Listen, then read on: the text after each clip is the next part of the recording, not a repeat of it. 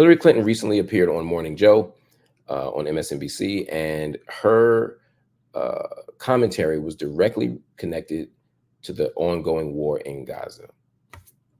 What does Hillary Clinton think about the current war in Gaza? I mean, that's a question that, frankly, nobody wants to know the answer to. But somehow, the former Secretary of State still decided that she needed to weigh in on Israel's ongoing genocidal military campaign. Here's what she said. I have had many conversations, as you have had, with a lot of young people over the last many months now. And you're right, they don't know very much at all about the history of the Middle East, or frankly, about history in many areas of the world, including in our own country. So Hillary Clinton had an opportunity to talk about the student protest movement. Hillary Clinton had an opportunity to talk about the student protest movement, specifically sort of who these young people are and what they're doing. Now, I understand as a mainstream centrist politician, you can't just say free Palestine. I understand at a moment where, actually at every moment, the Clintons and specifically Hillary Clinton has had a bullseye on her. I mean, for all the reasons. People hate the Clintons, people are sexist, people just don't like her, and all the legitimate harm the Clintons have done. There's all the things at once. No, I'm not disputing any of that. But Hillary Clinton had an opportunity right now to at least temper her remarks or balance her remarks or have a complicated, interesting, nuanced analysis. And we can do that on Morning Joe. Professor Eddie Glaude from Princeton University does it all the time. He goes out there, he doesn't give a 10-second answer. He gives a long, sophisticated, thoughtful, articulate answer that actually invokes left-wing critique, left-wing analysis, progressive, radical politics. You can do that. The problem is that ain't who Hillary Clinton is. So instead, Hillary Clinton says this thing that, frankly, is indefensible in terms of how she's talking about these young campus protesters in American colleges and universities. I want to play Hillary's comments, these comments, what we just played. I want to play it again so that you can hear it again. I want to break this down just a little bit more. Listen to this.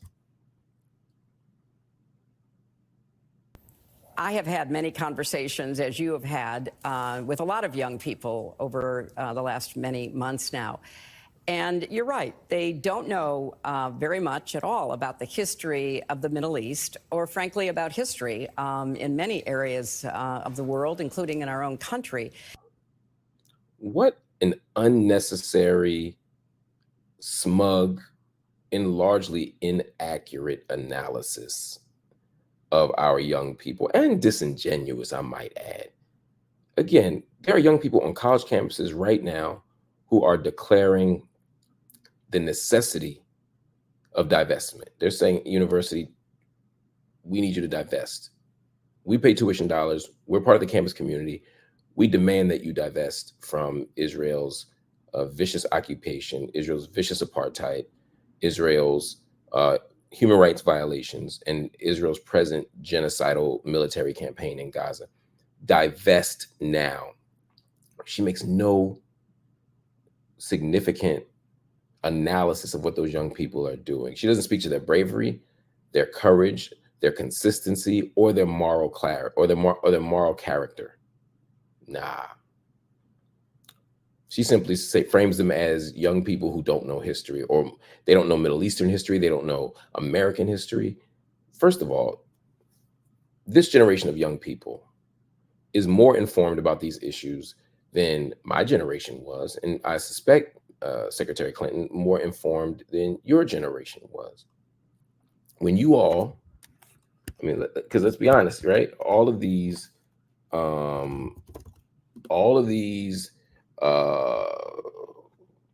politicians right now who are in the mix for the presidential race, I'm talking about the Bidens and the Trumps and the Clintons. They are all of the Vietnam War era, right? Hillary Clinton was in her teens and 20s when the Vietnam War broke out. And I don't know what Hillary's most treasured and deep down honest politics are, but I do know that her peers, her friends, her community, even when she was a conservative, they, you know, many people were calling for an end to Vietnam. Did you characterize them? Would you characterize your generation as uninformed, not knowing history, blind to Asian politics? Right? I mean, that's basically what you're saying, right? Is like, oh well, they don't, almost like they don't know enough to be talking about it because these young people in 1968, they just don't know. I mean, imagine Hillary Clinton at 21 years old watching the uprisings at Columbia University, uh, in 1968, 56 years ago, um, and saying they don't know anything about Southeast Asian history. Why are they fight? Why are they protesting this war? You know what? I don't need to know everything there is to know about Southeast Asian politics to know that the Vietnam War was wrong and to know that people were dying. Would you say Martin Luther King wasn't a sufficient enough political analyst of Vietnam to be able to say this war in Vietnam was wrong? Of course not. You wouldn't say that about Dr. King, Hillary. Why are you saying it about his children? Why are you saying it about his followers? Why are you saying it about his peers? Right? Wouldn't make sense. So now let's fast forward to this moment in history. Maybe these young people don't know everything there is to know about Middle Eastern history and politics. It takes a long time to become a scholar of that area. You're a Secretary of State. Of course, you have a deep policy knowledge and deep historical knowledge of this issue. You should. But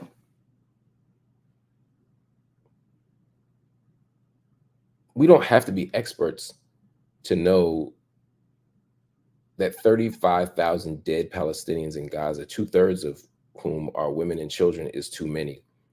We don't have to be experts to know that killing 1% of the child population in Gaza is too many. We don't have to be experts to know that 1.7 million out of 2.2 million Gazan residents being unhoused as a result of the war is too many. We can know that 8,000 dead bodies under the rubble still is too many. We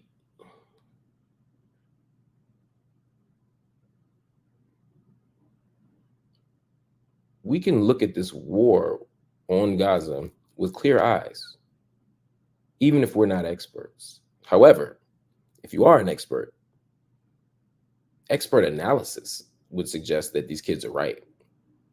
The scholars, the policy experts, the experts on genocide, the experts on international law, all affirm that Israel has gone too far in some place or another. I'm not saying they all said October 8th was wrong or October 12th was wrong, but they have certainly talked about the bombing of hospitals, the destruction of schools and masjids. They've talked about the devastation of civil society, the destruction of universities. They've talked about using food and water as a weapon, starvation and dehydration as a weapon, food insecurity as a weapon. They've talked about the blocking of humanitarian aid. They've talked about the looming crisis or maybe even worse than a crisis that will emerge if Rafah is invaded, as Netanyahu has consistently promised and has begun to do, taking over the border and now rolling in with tanks and troops. Hillary Clinton, these young people may not have PhDs or MAs in Middle Eastern history, but they can certainly see that this is wrong.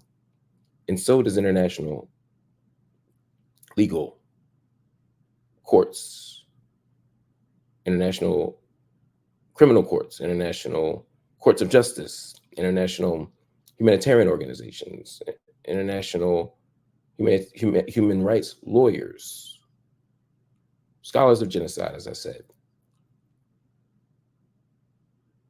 Doctors Without Borders, World Central Kitchen. We go on and on. Everybody's saying this is wrong. And these young people are saying this is wrong and let's do something about it. Let's stop the war, just like you did in your generation, or at least some people did in your generation, Madam Clinton. Why diss the kids like that? Why diss the kids like that? But it's also a disingenuous argument. If the kids all got PhDs and were marching with the exact same information, with the exact same positions, but with more degrees and more expertise on the matter, you wouldn't affirm them. And conversely, there's a bunch of Zionist students who march and don't know a thing. Pro-Palestinian students, pro-Israeli students, across the board, both sides often are not sufficiently informed about the topic, but they know the values that they're trying to uphold. They know the political vision they're trying to maintain or embody or realize. But I guarantee you, when there was a march in DC after October 7th, remember the big march that Van Jones on people spoke at? And they booed his ass. There were a lot of people out there who were uninformed. I ain't heard Hillary Clinton say, oh, these Zionists or the pro-Israel lobby is often uninformed of Palestinian history or of regional history or American policy history. I ain't never heard her say that. I've never heard her critique the Israel lobby or representatives in the United States of the Israel lobby as being uninformed. So either you think that only pro-Palestinians are uninformed, or this ain't about being uninformed. Mrs. Clinton, this is not. This is about you consistently discrediting the legitimacy of Palestinian freedom, liberation, and self-determination. When Hillary ran for president unsuccessfully, when she spoke about Israel, excuse me, I dropped something. When Hillary Clinton spoke about Israel when she was running for president, her talking points were the same as Donald Trump's. Them two couldn't have been more at odds. They couldn't have been more committed to fighting each other, except when it came to talking about free market capitalism and when it came to reading them APAC talking points. On both fronts, Hillary Clinton was in line. She was in formation. You thought Beyonce was there. So this is no surprise, but it just didn't have to happen. Hillary Clinton could have just said nothing. She could have sat there and ate her food. Anyway, Hillary Clinton said something else. Let's move on to another story. Hillary Clinton's comments about Columbia protesters were not the only thing that got some people, including myself, a little rankled yesterday. While on Morning Joe, Hillary Clinton also talked about the status and the history of a two-state solution. Hear what she said. With respect to the Middle East, they don't know that under the bringing together of the Israelis and the Palestinians by my husband, the then Israeli Prime Minister Ehud Barak, the then head of the Palestinian Liberation Organization, then the Palestinian Authority, Yasser Arafat. An offer was made to the Palestinians for a state on 96% of the existing territory occupied by the Palestinians, with 4% of Israel to be given to reach 100% of the amount of territory that was hoped for. And this offer was made, and if Yasser Arafat had accepted it, there would have been a Palestinian state now for about 24 years. Wow. So Hillary Clinton is continuing to advance a very popular and not entirely untrue narrative about the 2000 Camp David Summit. The 2000 Camp David Summit, which happened 7 years after the Oslo Accords, it happened in July of 2000, was perhaps the most optimism-filled negotiation for an end to the Israeli-Palestinian struggle. For those that don't know, the first Intifada, which is the first sort of major Palestinian uprising of this era, happens in 1987, and it kind of goes to 1990. Some say 91, some say 93, with the beginning of the Oslo Accords. But regardless of how you think about that wave, there's a major moment of resistance that ultimately does help us get to a moment as a global community where we have the Oslo Accords. The Oslo Accords were understood by some as a kind of framework for producing an ultimate two-state solution. Now, in retrospect, for some and in the moment, for others, their vision was affirmed. that the Oslo Accords were not going to lead to Palestinian freedom and self-determination, and that they were just a structure to separate Palestinians in Jerusalem from those in Israel, from those in the West Bank. They serve to divide Palestine into Bantustans, small Bantustans, rather than a continuous body of land, etc. But in 2000, the Oslo Accords, still fresh in people's minds, the optimism still lingering a little bit. Bill Clinton, somebody who was absolutely looking to solidify his legacy, to have a legacy moment, and it makes sense. This is last year of Clinton's presidency. He was committed to trying to come up with a final status solution to the struggle over Israel and Palestine. The story of the Camp David Accords, or excuse me, the Camp David Summit. The Camp David Accords was 1978 with Anwar Sadat and Jimmy Carter. But the summit, the Camp David Summit, was an attempt to really kind of produce a Palestinian state, divided land, etc. And everything was verbal for the most part. There's not going to be any written proposals, no written records. We're just going to talk and talk and talk until everything is decided. And then once everything is decided, we'll move on to the world and we'll talk about it.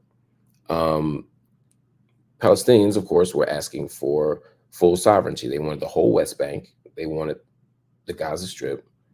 And they were willing to consider land swaps, etc. Right? Now, the Palestinians were saying, look, the UN resolution of Resolution 181 of 1947, the UN basically partitioned the land, right? 55 to 45. And then over the course of war, Israel took 78% of the land. So there's only 22% left, right? That's not fair, but I'm saying that's what they said. This isn't my opinion right now. Palestinians said that's not fair, but we've accepted it as a fait accompli, right? It's just what it is. So now we need all the remaining land because that's what's supposed to happen. It goes back to what I talked about at the top of the show around Resolution 242, etc. Right? Resolution 242 says Israel should return all the land that was taken in the war. So anyway, all of that happens. They look like they're getting close. They look like they're going to get a deal. But according to Bill Clinton, everything was done, everything was reasonable, and Yasser Arafat, the head of the PLO, just jumped up and left. Right, basically just like ruined the deal on purpose because he just wants to fight. He just wants to be at permanent war with Israel. He's not actually looking for a resolution. Other people who observed it say that that's a ridiculous analysis. What Hillary Clinton is saying is the former, right? That basically her husband, as she put it, Bill Clinton, could have created peace in the Middle East from the beginning, but again, those pesky, angry Arabs just wouldn't let it happen. The problem with the deal that she's referring to, just for again, we're in night school, so I'm breaking this stuff down. I'm not just giving you news clips. The West Bank, according to many, would have been divided in a way that would have made it discontiguous or non-contiguous. In other words, if you're going to create your own country, your own state, you don't want your land to be divided in a way where it's not contiguous. In other words, imagine if, I don't know, short people like me, decided to wage war against the U.S. government and we won, or we reached a negotiation and we said, all right, we want our own short people state. And we said, okay, cool. Give us Florida and New Orleans, and Florida, Louisiana, Texas, Nevada, and California. We're good. That would make sense, right? It's a region, there's a border, they're connected. We might dispute over if I can get all of that, but the logic is there. But imagine if, as a response, the American government said, all right, we want to reach a peace deal. We want a truce. We'll give you Pennsylvania, Oregon, Illinois, and New Mexico. we'd be like, how the hell is that a country? And there's a way that what Israel was offering the Palestinians was just that, right? Three cantons plus East Jerusalem, right? Palestinian East Jerusalem, in particular. But the question was, would the old city be involved, or would it just be all the surrounding parts of the Jerusalem governorate, but not the old city? Which, obviously, the struggle over the Holy Lands matters, right? Um, and that's why Jerusalem is always such a touchy issue. It's a final status question. Palestinians wanted sovereignty over the holy sites, Al Aqsa, the Temple Mount, the Dome of the Rock, excuse me. And they wanted anything that's on the other side of the armistice line, the green line, to be destroyed. It wasn't an unreasonable ask. Arafat's representative, who is Mahmoud Abbas, who's now the head of the PA and all the other things, said all of East Jerusalem should be Palestinian. The Jewish quarter, the Western Wall, we don't want it. We don't want to control it. Israel can have authority over it, but they can't have sovereignty over it, right? And so these debates over Jerusalem were very, very important. There were debates over the right of return. There were debates over security arrangements, right? Because again, Israel wanted to give Israel wanted Palestinians to have their own state, but they also wanted the right to have security control over significant portions of this new Palestinian state. They wanted to set up radar stations inside the state. They wanted to be able to use Palestinian airspace. They wanted troops in case of emergency. Which everything's an emergency. And they also wanted Palestinians to basically be demilitarized, right? So basically, we're going to have an army, you're not.